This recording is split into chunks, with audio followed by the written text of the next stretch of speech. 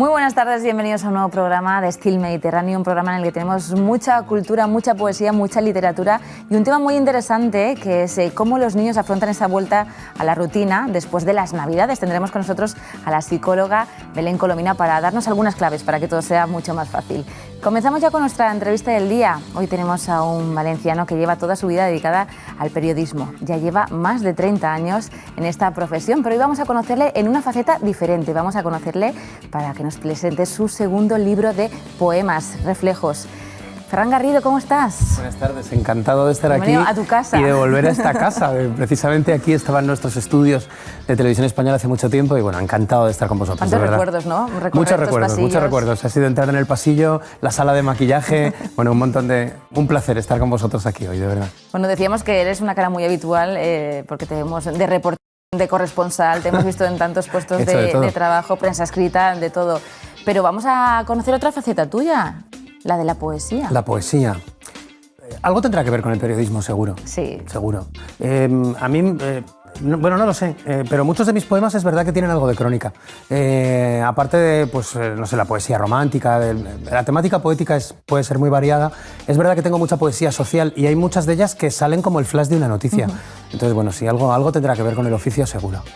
En este precisamente, bueno, que aún no tenemos el libro. No tenemos el libro, pero no podéis ver una exclusiva. Porque ¿sí? lo que os hemos traído son las pruebas de imprenta, que esto Vaya, sí que eso sí que no lo habíamos enseñado nunca. Bueno, esto no lo ha visto nadie.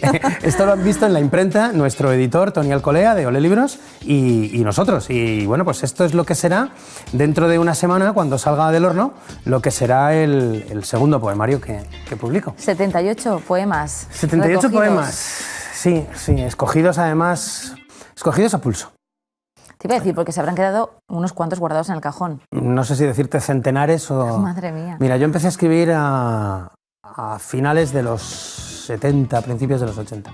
Y la vocación era la de escribir, no era la de publicar. Jamás publiqué.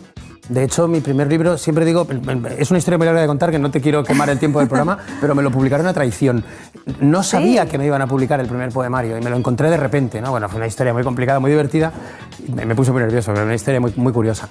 Empecé a publicar hace 4 años, pero estamos hablando de 30 y tantos años de escritura. Entonces imagínate cómo tengo los cajones. Los cajones de mi despacho en mi casa son imposibles. Una locura, ¿no? Ahora, aparte de escribir y de publicar y de mi trabajo, me estoy dedicando a informatizar muchos de mis archivos de versos, porque si no se van a acabar perdiendo y es una pena. ¿Qué vamos a encontrar en este segundo poemario? Porque hablas mucho también de la ausencia, ¿no? De la pérdida de los seres queridos, sí, pero también del amor. En realidad todo está relacionado. Mira, hay poetas que prefieren publicar sus poemarios, sus libros de forma temática. No sé, un poemario de amor, poesía social. En realidad, yo quizá influido por nuestra profesión, son crónicas del tiempo que hay entre un poemario y otro. O sea, quien me conoce bien y lee estos 70 y tantos poemas, ve momentos de mi vida que tienen mucho que ver con lo que se está publicando en esas páginas. No quiere decir que se publiquen todos, porque evidentemente publicarlos todos los que escribes es imposible. Complicado. Pero es eso, hay un poco de todo. Hay ausencia, hay dolor, hay amor, hay alegría. Intento que haya siempre mucha vitalidad. Y luego mucha poesía social. No puedo renunciar al contenido social de mi poesía. A veces interpreto la poesía como arma de combate. Yo creo que también lo que comentábamos, toda tu trayectoria profesional te ha inspirado muchísimo para estos poemas. Sí, para muchos de ellos sí. Hay noticias plasmadas en poemas, ¿eh? O sea, no sé, ya no recuerdo si en este poemario o en el anterior, creo que hay poemas en este poemario que tienen que ver con un tiempo que pasé en Israel. Imagínate lo que se podía estar viendo en plena intifada. Pues no sé, creo que lo titulé algo así como Cuando rezan los olivos, por ejemplo. No sé, hay todo influye y nuestra profesión influye mucho. De hecho, mi poesía va siempre ligada a una fotografía. Sí, o sea, eso te lo quería preguntar, un poema, porque me una parece fotografía. el poema siempre va unida a una fotografía. Siempre. Trabajo mucho con fotografías de un viejo amigo, un viejísimo amigo, un poeta que no vive aquí en Valencia, vive en Toledo, ha trabajado mucho tiempo en Madrid, un hombre muy ligado al mundo universitario. Juan Pedro Ignacio Fernández. A veces es su fotografía la que acaba por inspirar un poema. A veces es la realidad la que inspira un poema y a veces trabajamos al revés. Le llamo y le solicito la foto. Pero Ignacio, acabo de escribir esto y necesito la foto, ¿no? Y entonces, bueno, pues después de tantos años de amistad hay muchísima complicidad y la verdad es que dan un resultado excelente. Pero es verdad, siempre un poema acompañado de una imagen. El poeta de la imagen, eso es un sello muy personal. Eso es un sello muy personal, y sí que nació por eso. O sea, hay mucha gente que piensa que nació por mi trabajo en televisión, pero no es cierto. O sea, nació por esa afición a unir dos artes, como son la literatura, en este caso la poesía, y la fotografía. ¿De dónde llega la inspiración como escritor, los referentes? Hay tantos, ¿no? ¿De dónde bebo? Ferran. Mira, lo bueno de la literatura española es que es tan rica que a poco que uno lea, pues evidentemente tiene fuentes de inspiración. Pero vamos a ver, si hablamos de referentes, yo te hablo de la generación del 27, habría que hablar de la generación del 98. O sea, renunciar a Machado y a las raíces de la generación del 98 es imposible en la poesía española, en la del siglo XX, por supuesto, y en la contemporánea yo creo que tampoco nadie debe renunciar a ello. Pero la generación del 27 tiene un sello muy especial. Y además tienes nombres muy, muy especiales. O sea, ¿quién puede negar la influencia que tiene en mí gente como Luis Cernuda, por ejemplo? ¿Quién puede negar a Lorca? No sé, yo tengo amigos que dicen que cuando quiero, me pongo a escribir por Lorca. Dices que pareces Lorca. Digo, no, nada más lejos de mis intenciones. Pero bueno, puede suceder. ¿Quién puede negar a un Dámaso Alonso?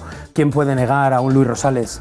¿Quién puede negar a...? Pues no sé, esta generación del 27 fue determinante en la poesía española. Y luego no nos olvidemos que hay dos momentos en la poesía de nuestro país en el siglo XX que son fundamentales, que también influyen mucho, yo creo que en todos los que hemos venido después, que es los poetas de posguerra y luego esa poesía de los años 60, que fue muy, muy importante porque es una poesía que nace en los 60, pero que se prolonga a lo largo de los 70 y de los 80. Estoy pensando en referentes como Gil de Viedma, por ejemplo. O sea, nadie puede ir por el mundo... Bueno, yo soy un poco exagerado con esto de la poesía, pero nadie puede ir por el mundo sin leer... Sí, pero nadie puede ir por el mundo sin leer a Gil de Viedma, sin leer a Luis Cernuda, sin leer a Antonio Machado, sin leer a Lorca o sin leer a nuestro Miguel Hernández, que fíjate si lo tenemos cerca. Y bueno, pues es quizá el más humilde de los poetas de la generación, pero ahí está su poesía y hay que tenerla muy en cuenta. Y luego cuando escribo en valenciano, que no escribo mucho en valenciano... Pero también tenemos... Sí, también tenemos. Está sin publicar, pero también la tenemos. Yo no puedo negar a Vicente Andrés Estellés. Es el sello. Es el sello. Pero bueno, esto es muy serio, lo de escribir en valenciano es muy serio. Es muy serio, pero muy bueno, serio. Comentábamos que estos dos primeros poemarios sí que son en castellano, porque salen en tirada nacional, pero todos esos poemas que están ahí esperando en esos cajones, ya no digo en el cajón, porque entiendo que tendrás un escritorio lleno, en valenciano, en nuestra lengua, saldrán. Yo supongo que esto ya es una cuestión más de atreverme a hacerlo. Es que el valenciano es una lengua muy seria. Bueno, es mi primera lengua.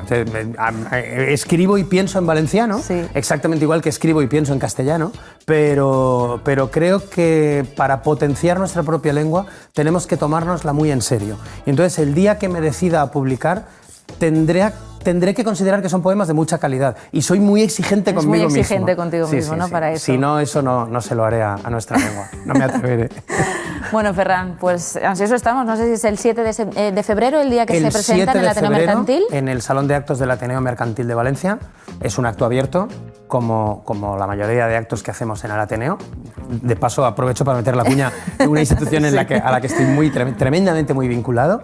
Y nada, pues estáis invitadísimos a estar allí cuando queráis, por supuesto. Pues te deseamos muchísima suerte con este poemario. Gracias por traernos en exclusiva las pruebas de imprenta. Y nada, que vaya fenomenal, seguro que sí. También estaremos pendientes, después de de ese gran poemario que sea en valenciano. A ver cuándo llega. Un abrazo muy fuerte y muchas gracias. Gracias.